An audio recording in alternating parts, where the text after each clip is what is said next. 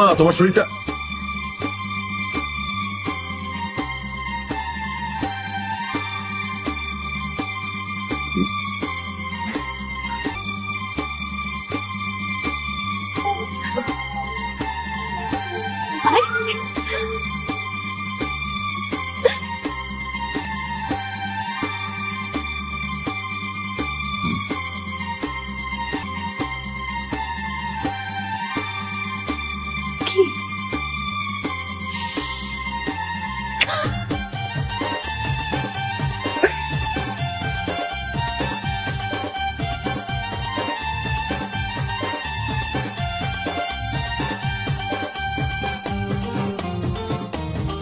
আরে বাড়ি বলতে না, কত কাজ পড়ে আছে, ছাড়ো।